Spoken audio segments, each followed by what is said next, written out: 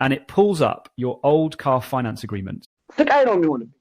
ያው የሚገርም ነው እጁ ራሱ ደስዬ ከኔ ጀምሮ እያንዳንዳችን በየቤቱ አልጋ ያልያዝን 911 አምቡላንስ ያልተጠራልን ተንቀሳቃሽ በሽተኞች በቃኝ ያልካቸው ሞመንትና ወደዚህ የተቀየርክበትን መድኃኒቶች እነዚህ መድኃኒት ካቆምኩኝ little over 1 አመት እንደው በወፈርኩ ቁጥር እንደው ቆንጆ እንደሆንኩ ነው የሚለው። በጣም የሚገርምሽ ነገር ሳይኮሎጂካሊ ጭንቅላቴ ይጫወትብኛል። ይሄንን ነገር ላስተካክለው። ምግብ ሱስ የለው አንድ ነገር ግን ሂደቱን ማለት ምንድነው? ስፖርት ነው ያከሳ ምግብ ነው እንዴት ነበረ? ቻሌንጆችህ ምን ነበሩ? ከዛ ስወጣ እንደገና ሶስተኛ ሽልማት የደም ብዛት መድኃኒት ደግሞ ተሸክሜ ወጣሁ። ውድ ሸሚዝ እገዛለሁ በሳይዜ ከስተም ተደርጎ ይመጣል ተሰርቶ ይመጣል። ቀጥታ ከመልበሴ በፊት በመላጭ ከኋላ ከኮሌታው እስከታች ድረስ ሸሚዙ ይሰነጠቃል። ሰላም እንደምናላችሁ ኪዲ ነኝ ከካናዳ። ዛሬም በሌላ ዝግጅት ተመልሰናል። የዛሬ ዝግጅታችን እጅግ ብዙዎቻችሁ የምትጠቀሙበት ለብዙዎቻችሁ ምላሽ የምታገኙበት በጣም በጥንቃቄና በጥሞና ልታዳምጡት የሚገባ ስለሆነ በአክብሮት ልጋብዛችሁ ፈልጋለሁ። እንዲሁም ህይወት እስከማትረፍ ሊደርስ የሚችል ቪዲዮ ስለሆነ የዛሬ ፕሮግራም ላይክ በማድረግ እናንተም የበኩላችሁን እንደ ሁልጊዜው እንድትወጡ በማለት በትህትና ማስቸገር ፈልጋለሁ። እስከ መጨረሻ አብራችሁን ቆዩ። ለቤታችን አዲስ የሆናችሁ ሰብስክራይብ አድርጉ። ሰብስክራይብ እያደረጋችሁ አይደለም እና ሰብስክራይብ ማድረግ አትርሱ ለማለት ፈልጋለሁ። አብራችሁን እስከ መጨረሻ አብራችሁን ቆዩ። ፋሲል ስላየው በጣም ደስ ብሎኛል። አክብረኸኝ እኔና ተመልካቾቻችንን ስለመጣ ታሪክህን ልታካፍለን ፍቃደኛ ስለሆንክ እጅግ በጣም አድርጌ ላመሰግን እፈልጋለሁ። እንኳን ደህና መጣ። እንኳን ደህና ቆየሽኝ ቅድስት። እኔም እንግዲህ እዚህ ውድና ድንቅ ብርቅዬ ፕሮግራም ላይ ፈልገሽ አድነሽ ስላቀረብሽኝ እጅግ በጣም አመሰግናለሁ። በጣም ነው የማመሰግነው። እንግዲህ ዛሬ የተገናኘ ነው ራስህን ታስተዋውቀናለህ። እኔ በግሌ አንድ ወዳጄ በዚህ አጋጣሚ አሌክስ ነው፣ በጣም ላመሰግነው ፈልጋለሁኝ። እናንተ አካባቢ ያለ ነው። እንደው አንድ በጣም የማደንቀው ሰው አለ። እንደው በቃ መሽቶ ሲነጋ የተቀየረብኝ ሰው አለ እና እንዲህ ይቻላል ወይ እስከምል ድረስ ነው ያደነኩት። የሱን ሚስጥር ማወቅ እንፈልጋለን አቅርቢልን ብሎ ነው ያንተን ፎቶ በፊቱና ያሁኑን ሲልክልኝ እኔ ራሴ ኤአይ እስከሚመስለኝ ድረስ ነው የተገረምኩትና ራስን በማስተዋወቅ እንጀምርና እንዴት እዚህ ደረጃ ሊደርስ ቻለ? ከዛስ በኋላ ምን ብታደርግ ነው? ምን አይነት ሚስጥሮችን ብትጠቀም ነው እዚህ ጋር የደረስከው የሚለውን በሰፊ እንመለከታለን። እስቲ ራስን በማስተዋወቅ እንጀምር። ስሜ ፋሲል ተስፋዬ እባላለሁ።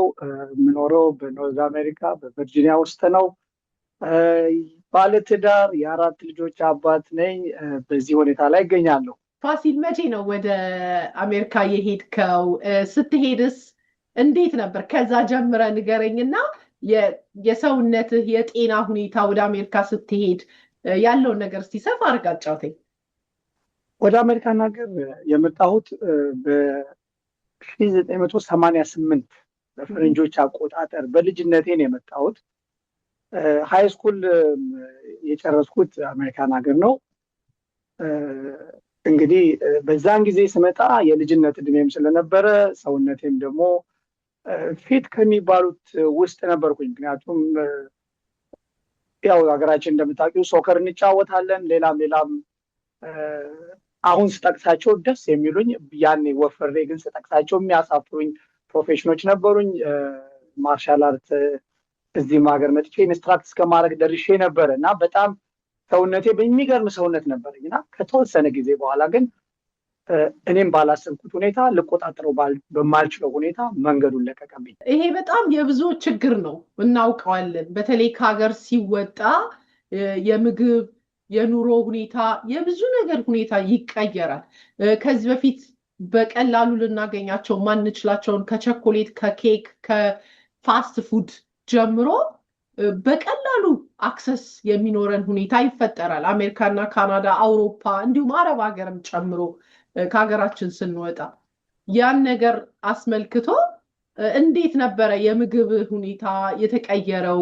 እንዴት እዚህ ደረጃ ላይ አሁን ስትነግረን ሳላስበው ከቁጥጥሬ ውጪ በሆነ ሁኔታ ውፍረት በአንድ ሌሊት አይመጣም መቼም ቀስ እያለ ነው እና እስቲ በደንብ አጫውተን እሱን። እንግዲህ ቢውልድ ያደረገው የኔ ሰውነት ለ8 ወር አሜሪካን ሀገር ከመምጣቴ በፊት ቤተሰቦቼ የላኩኝ ኬንያ እና ኬንያ 8 ወር ተቀምጫለሁ። አብዛኛውን አሁን የአንቺ ተመልካቾችም ሊሆኑ ይችላሉ ጓደኞቼ፣ ዘመዶቼ ቢያውቁኛል። ኬንያ ውስጥ ቅጽል ስሜ ፋሲል ድንች ሆነ። ምክንያቱም ኢትዮጵያ ውስጥ ማላቀውን ነገር ፍሬንች ፍራይስ የመጀመሪያ በቃ ለእኔ ኬንያ ፈረንጅ ሀገር ነው። ምክንያቱም ከኢትዮጵያ ፕሌን ላይ ወጥቼ አዲስ ሀገር የገባሁበት ኬንያ ነው። ፈረንጅ ሀገር ገብቻለሁ። ይሄ ሶሴጅ እና ቺፕስ ለእኔ ብርቅ ሆነብኝ። ጋዜጣ ላይ ዘርግፌ ነው የምበላው እና ከዛ ነው የጀመረው። ብዙ ሰዎች ይነግሩኛል። እኔ ምግቡን ወደዋለሁ፣ እበላለሁ። ስፖርት የለም፣ ስደት ሀገር ላይ ነን ያለ ነው። 8 ወር ቤት ውስጥ ነው የምቀመጠው፣ እበላለሁ። ሰውነቴ ቀስ እያለ እየተለጠጠ መጣ። አሜሪካን ሀገር መጣሁ። አሜሪካን ሀገር ደግሞ መጥቼ ያው ራስሽን የምታስተካኪ ነገር አለ። ያኔ ባሌስ ፊትነስ የሚባል ነበር፣ እዛ ገብቼ ሰራ ነበረ። ግን አት ሴም ታይም ምን ነበረ ደግሞ እንጀራ መብላት ተጀመረ። ከእንጀራው ደግሞ ሲቀጥል ያው የአገርኛው ምግብ ይናፍቅሻል። የለመድሽው ያደግሽበት ምግብ ሽሮም ቢሆን የሚናፍቀሽ ውጭ ሀገር ስትመጪ ነው። እሱን መብላት ተጀመረ። ታይምለስ ሆንኩኝ። ገባሽ? ጠዋት እበላለሁ፣ ማታ እበላለሁ፣ ጊዜ አልመርጥም። ግን በጣም አንድ ኢንተረስቲንግ ነገር በዚህ ፕሮሰስ ላይ ያለው ሰውነቴ ግን በዛ ሰዓት እየጨመርኩ ሲሄድ እኔን ራሴን ያታልለኝ ነበረ። እንደው በወፈርኩ ቁጥር እንደው ቆንጆ እንደሆንኩ ነው የሚነግረኝ። በጣም የሚገርምሽ ነገር ሳይኮሎጂካሊ ጭንቅላቴ ይጫወትብኛል። ልብሱ እየጠበበኝ ነው። በየ6 ወሩ ሳይዜ እየጨመረ ነው። መስታወት ላይ ስቆም ግን ማየት በጣም ይገርማል። አይ ሉክ ጉድ የሚባለው ነገር ብሬኔ ላይ ይጫወትብኛል። ሰዎች ሲነግሩኝ እነዛ ሰዎች ቢካም የኔ ጠላቶች። ምክንያቱም አንተ ልጅ ወፈርክ፣ ምንድነው ምን እያረክ ነው በሚሉኝ ሰዓት ከእናቴ ጀምሮ አሁን እናቴ ብዙ ጊዜ ወይል መቼም መልሽ ሁሉን ነገር መናገር አለብን። አሁን የምኖረው 2ኛ አግብቼ ነው። የመጀመሪያ ባለቤቴ ጋር በአንዳንድ ነገር ሳልተስማማን ተለያይተን 3 ልጆች አፍርተን የተለያየ ነው። 3 በጣም ሰክሰስፉል የሆኑ ልጆች አፍርተናል።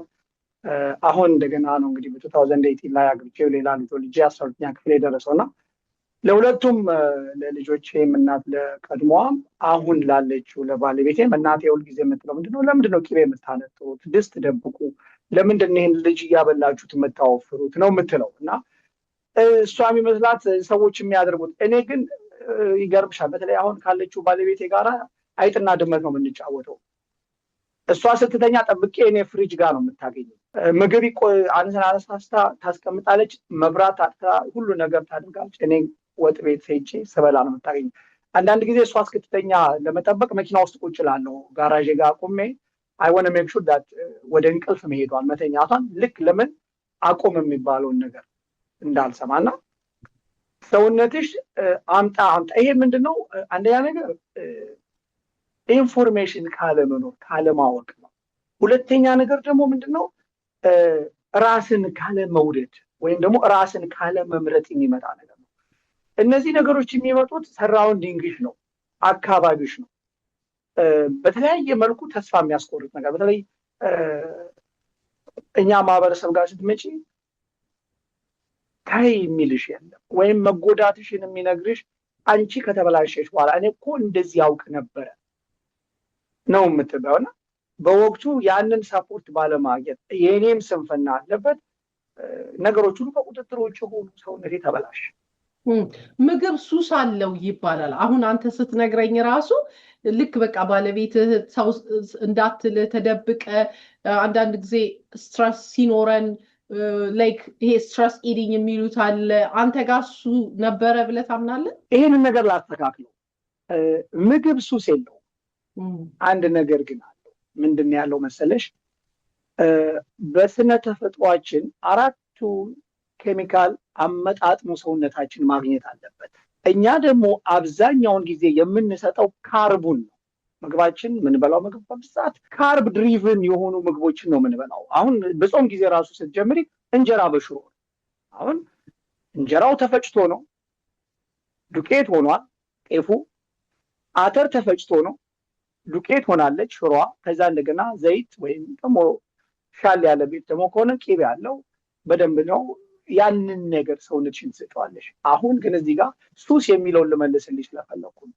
ሰውነታችን በቀን ታርጌትድ ፕሮቲን ሬሾ ወይም ደግሞ በቀን ማግኘት ያለበትን ፕሮቲን እስኪያገኝ ድረስ ምግብ ስትበይ እንድትውይ ነው የሚያደርግሽ። ለምን? እሱ የሚፈልገው ያንቺን ታርጌትድ ኮታ ማሟላት ነው። ስለዚህ ትበያለሽ። ሱስ ይባላል። በዘልማድ ሱስ ሊባል ይቻላል። ግን ምንድነው ሪያሊቲው ደግሞ ዋናው ቁም ነገሩ ምንድነው? ሰውነታችን የሚያስፈልገውን ነገር እንደ ሰው እንድትኖር ያንቺ እነዛን ንጥረ ኬሚካሎች ማግኘት ስላለበት ሞር እንድንበላ ያደርገናል። ሹገር አዲክትድ አይደለም። ለምሳሌ እኔ በራሴ ብዙዎቻችን የምናየው ነው። ለምሳሌ ጣፋጭ የምትወድ ከሆነ ክሬቭ ታደርጋለህ። የሆነ ታይም ላይ አምጣ አምጣ አምጣ ይላል እና እሱ ሱስ ሊባል አይችልም። ካርብ አዲክሽን ነው። ሹገር አዲክሽን ከምትዩ ካርብ አዲክሽን ብትዩ ይሻላል። ምክንያቱም ሁሉም ስኳር ውስጥም ሶርስ ኦፍ ኤነርጂ ነው። እነዛ ኤነርጂዎች በካርብ ፎርም እና በፋት ፎርም ነው ሰውነትሽ ውስጥ የሚገቡት። ስለዚህ ሰውነትሽ ክሬቭ የሚያደርገው ስኳሩን አይደለም ወይም ኬኩን አይደለም፣ ካርብን ነው። እዛ ውስጥ ያለውን ካርቦሃይድሬት ነው የሚፈልገው። አንቺ ግን ዮር ፐርሰፕሽን የምታየው ኬኩን ነው። ያ ሰውነትሽ ሁለት ሰዎች ናቸው፣ አንቺና ሰውነትሽ። አንቺ የምትፈልጊው ኬኩን ነው፣ ሰውነትሽ የሚፈልገው ካርቡን ነው። ስለዚህ አንቺ የምትይው ምንድነው? ኬኩን ነው የምትይው።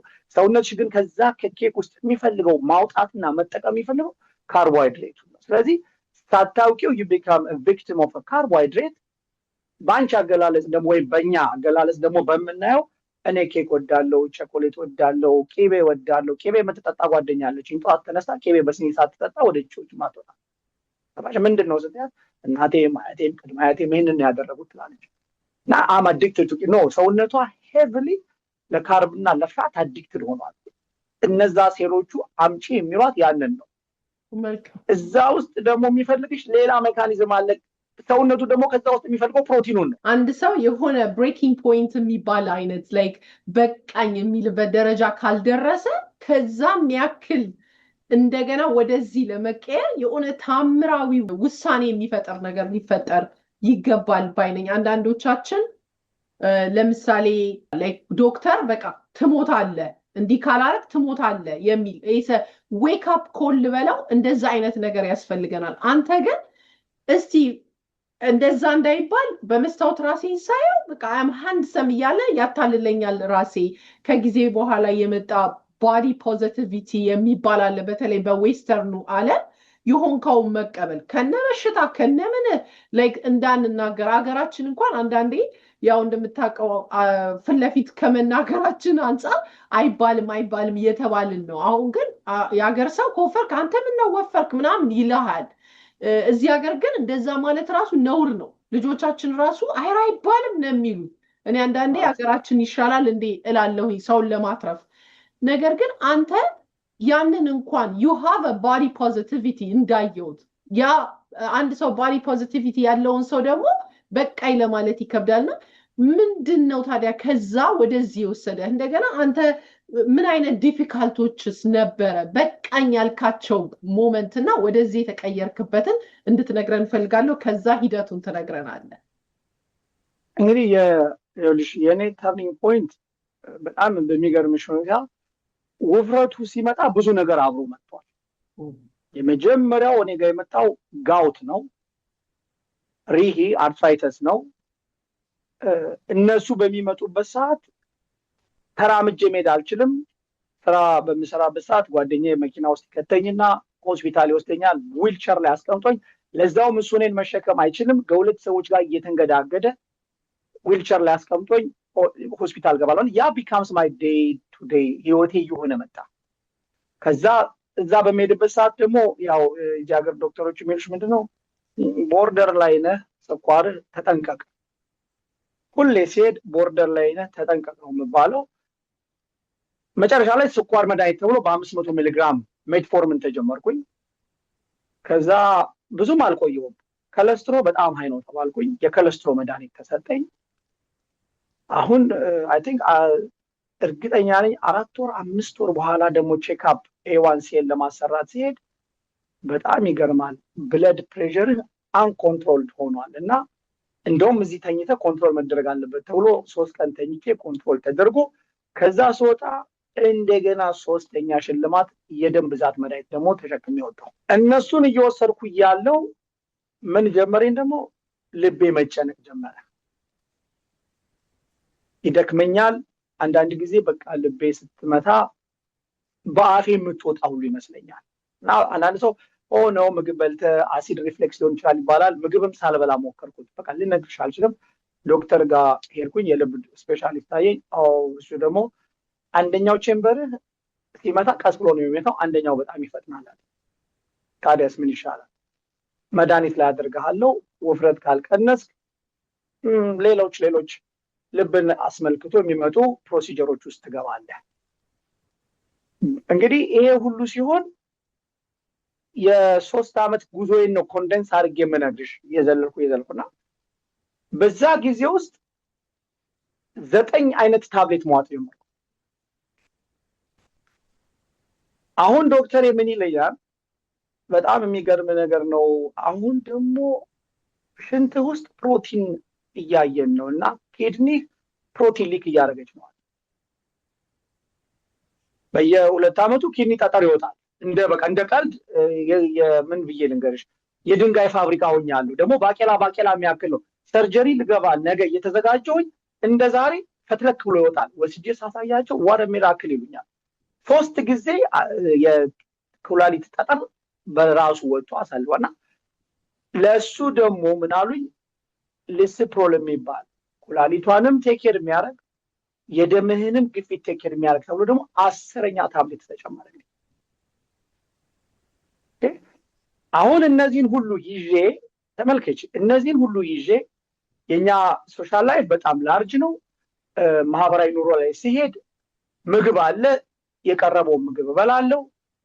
መድኃኒቱን ወይ ለባለቤቴ ወይም ደግሞ ለቤተሰቦቼ የምውጥ እንጂ ለኔ የምውጥ ስለማይመስለኝ ከዚህ ሁሉ ችግር ጋር በሳምንት አንዴ ነው የምውጣቸው መድኃኒቶቹ። ኔግሊጀንሲውን ተመልከች። አሁን ላክ ኦፍ ኢንፎርሜሽን አለ፣ እንደገና ደግሞ ኔግሊጀንሲ ጨምሬበታለሁ። ኢቭን ኮንቬንሽን አለ ሳይንስ ሜዲሲን የሚነልኝን ሁሉ አሁን በራሴ መንገድ ነው የሚሄደው። ወይም ደግሞ ሰው ሄደን እንግዲህ እንደዚህ አረፈ፣ በምን አረፈ? ወይ ኩላሊታቸው ፌል አድርጎ ስኳር፣ የዛን ጊዜ ደንግጬ 3 ቀን የስኳር መድኃኒት አወጣለሁ። ከዛ ተወዋለሁ።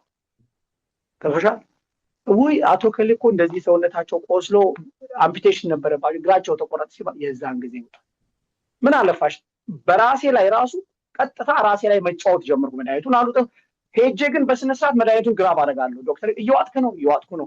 ለምንድን ነው ታዲያ ለውጥ ማናየው አንተ ላይ? ምን አውቃለሁ። ተፈሻል ራሴን እንዲናይ ያደረኩ ማለት ነው። መጨረሻ ላይ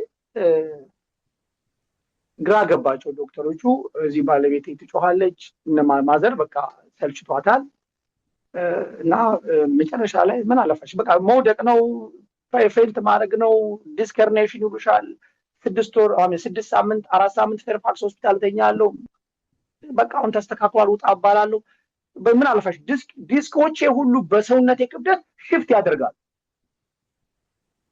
እገባለሁ፣ ኢንጀክት ያደርጉኛል፣ ኃይሌ እንትን በቃ መድኃኒት ያን አስተካክለው ወጣለሁ። እንደዛ ወይ ጉልበትሽ የሆነ ነገር ይሆናል፣ እዛ ላይ ወጋለሁ፣ ወጣለሁ። ምን አለፋሽ ቢፎር ዩ ኖት የመድኃኒት ፋብሪካ ሆንኩኝ ማለት ነው። የመጨረሻው ተርኒንግ ፖይንት ምንድነው? ዶክተር ምን አለኝ? ለስኳር 2000 ሚሊግራም ሜትፎርምን እየሰጠን ነው አለ። ጠዋት 1000 ሚሊግራም፣ ማታ 1000 ሚሊግራም። እንደገና ጃርዲያን የሚባል ታብሌት ጨመረብኝ። እንደገና ግሊፕ ፕራይድ ነው ግሊፕ ሳይድ ከምግብ በፊት 30 ደቂቃ የሚወል የስኳሩ ብቻ 3 ሆነ። ይሄ ሰው የሚለው ነገር እውነት ነው አኩና ልሞክር ብዬ እየሞከርኩት ቢሄድ ምንም ለውጥ አልመጣም። የራሱ ጉዳይ አልኩና እሱንም አቆምኩት።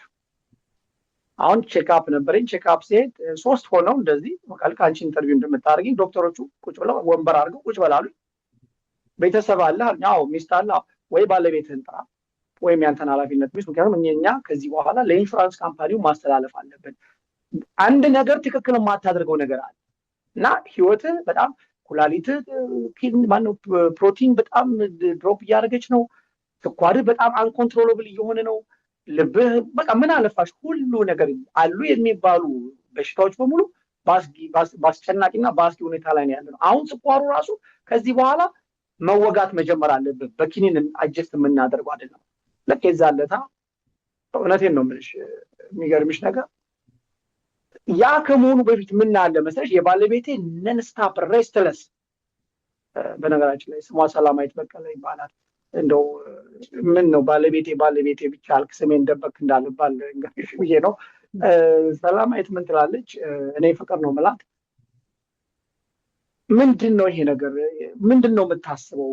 እንደው እናትህን፣ እኔን፣ ልጆችህን አታስብም? እኛን ቁጭ አድርገህ መሄድ ነው የምትፈልገው? ምንድን ነው እቅድህን በ5 አረፍተ ነገር ጻፍና ስጠኝ። ሊገባኝ አልቻለም። ምክንያቱም እኔ አጠገብ የሚተኛው ሰው ኤኒታይም እንደ ቦምብ ፈንድቶ የሚሞት ሰው ጋር ነው እና እኔ መሳቀቁ ሰለቸኝ።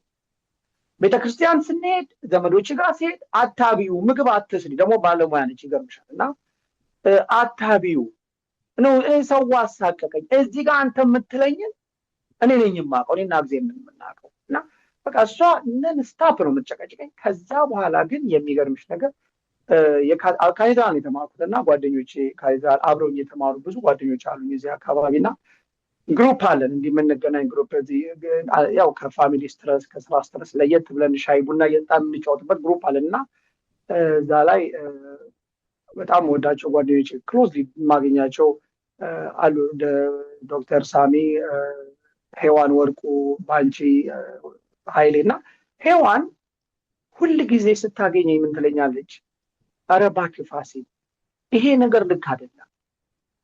በቃ ምናልባት እናንተ ወንዶች እኮ ሚስቶቻችሁ የሚሏችሁን አትሰሙም። ምናልባት ሚስትን ስለደከማት እስቲ ሌላ ግዛት እና ልክ አይደለህም።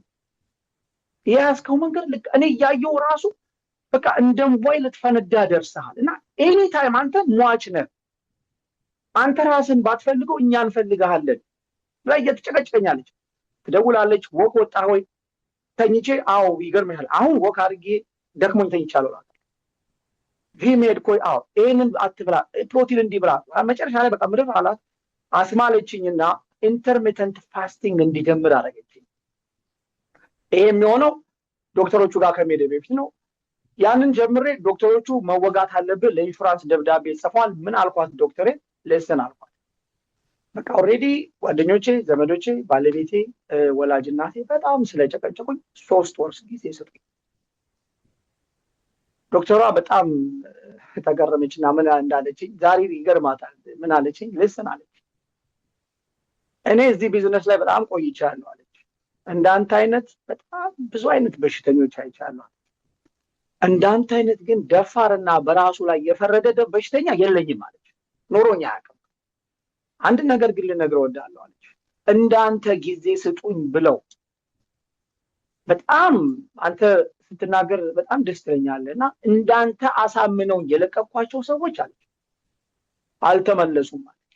ሞቱ ሁሉም እና አሁን ይሄንን ፈርሜ ስለቅህ ይሄንን ለኢንሹራንስ ካምፓኒ ከመላክ ሆልድ ሳደርገው እንደማትመለስ እርግጠኛ ሆኜ ነው አለች። መጣው ጓደኛዬ ነግራኛለች። ባለቤቴ ትጨቀጭቀኛለች። ባለቤቴ እንደውም ለዚህ ይሄንን ነገር እንድቀይር መስመር ያስያዘኝ ዋናው ዶክተሩ እያለ ዶክተሩ ጋር ያደረሰኝ ሌላ ጓደኛ ልጅ። እንዴት ነው? የልጄ ልደት ነው ጁላይ 4 ዳማ ኬክ ቤት ኬክ ልገዛ ሄጄ ኬኩን ገዝቼ ስወጣ ቁጭ ብሎ እሱ ቡና ይጠጣል። ልክ ሲያይ ፋሲል ተስፋዬ ኢንተርሚተንት ፋስቲንግ እያደረክ ነው አይደለም ማለት? አዎ። ምን ነው አልኩት። ሆድህ ወደቀ ጉልበትህ ላይ ሮንግ መንገድ እየሄድክ ነው። እና አንድ ዶክተር አለ ኢትዮጵያ በጣም ወፍራም የነበረ ራሱን የቀየረ ዶክተር ቤሪ ዱቢሶ ይባላል። እና እሱን ቪዲዮ ተመልክተዋል።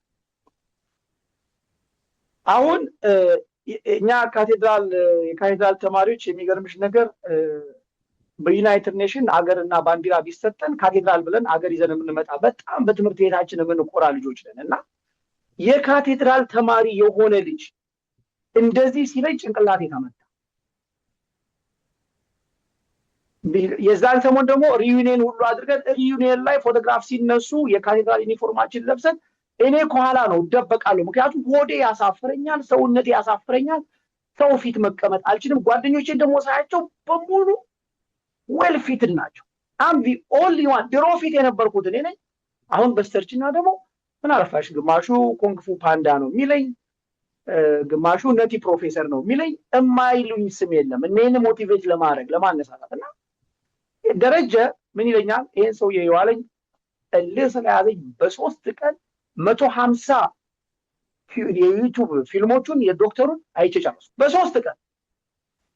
ከዛ በኋላ ማድረግ ያለብኝ በሙሉ ስለተረዳሁት ዶክተሩን ጋር ደወልኩና እርዳታ ፈልጋለሁ። ሰው በጣም ደስ ይለኛል አለ። የሚከፈለውን ገንዘብ ክፈላለኝ፣ ከፈልኩ። እንደው ካደረገልኝ አሁን እሱ ካደረገልኝ እንደው ከፈልኩ ማለቱ ራሱ ዳዝንት ሜክ ሴንስ አለው ለኔ። ምክንያቱም ያደረገው እሱ ደውዬ ሳመሰግነው እኔ ምንም አላልኩም አንተ ነህ ራስን የቀየርከው ይላል። አይደለም ሻማ ምን አለች መሰለሽ? ከሚነድብኝ እሳት ላይ ይልቅ የሚገርመኝ የተጫረብኝ ክብሪት ነው የሚያሳስበኝ አለች። ይሄ ሰውዬ ክብሪት ጫረ እኔ ህይወት ላይ አየሽ። እኔ እንደ ሻማ እየበራው እንድቀልጥና ዛሬ ያለሁበት ቦታ ላይ እንድደርስ አደረገኝ። እና ወዲያው ምንድነው ያደረኩት? የሱ የሚነግረኝን ነገር ሞር ማንበብ ስለፈለኩኝ ሃርቫርድ ሜዲካል ስኩል ደውዬ ሬጅስተር አደረኩ። ፕሮግራም ውስጥ ገባው። እሱ የሚለኝን እያደረኩ እነሱ የሚያስተምሩኝን እየተማርኩ በራሴ ላይ ኤክስፐሪመንቱን ሰራው።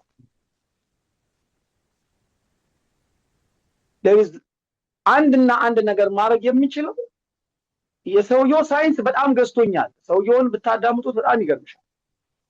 እሱም በራሱ ላይ ሰርቶ ግን እሱ ራሱ እንኳን ያየ ይለታ ምን አለ? እኔ አስተምርህ እኔን በለጥከኛል።